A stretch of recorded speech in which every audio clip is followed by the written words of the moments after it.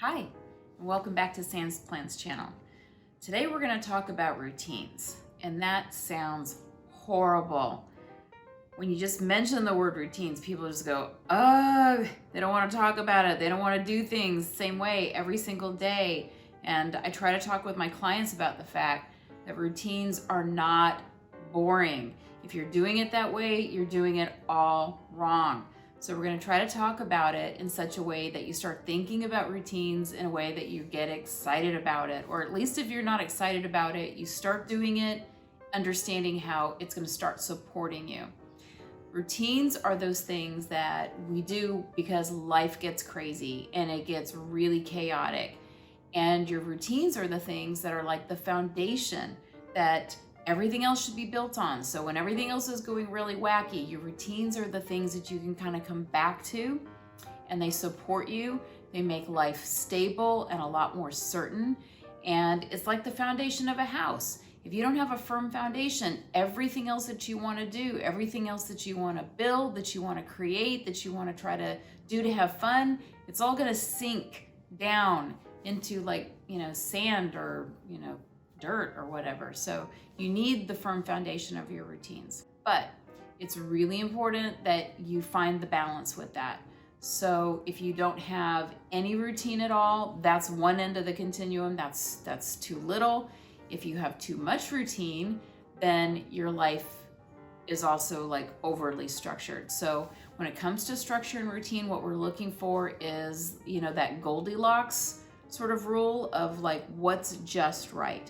You can't have too little, you can't have too much. You need to hit that sweet spot in the middle where you've got some things that you can count on to keep you stable and provide you that structure and that certainty. But you don't want to overschedule yourself. You don't want so much routine structure that your life is boring, or that you start feeling that your routines are running you instead of you being in charge of your own life. Another reason why you should really have routines in your life has to do with something called decision fatigue. So when we have too many choices, we start getting exhausted from that, and we start getting stressed from that.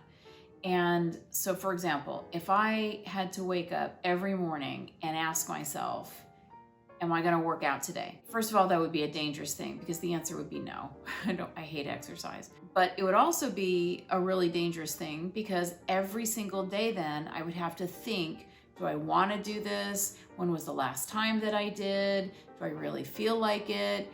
What are all the reasons why I should? And then I have to try to talk myself into it because I'm going to want to talk myself out of it. It's exhausting.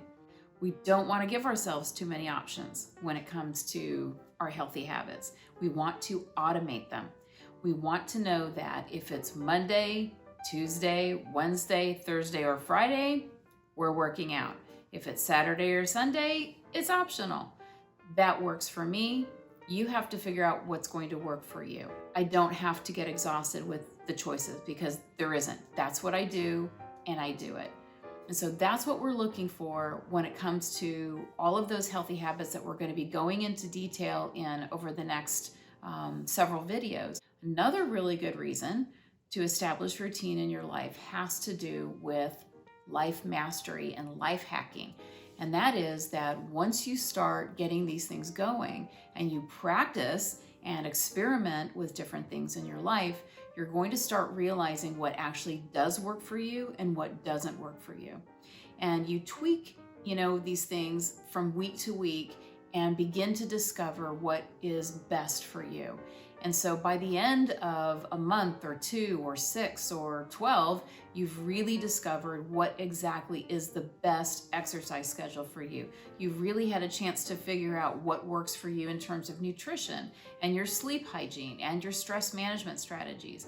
And what is going to work for you is not going to work for probably almost anybody else. It really needs to be very individualized. So we want to get to the hows. How do you actually establish a routine?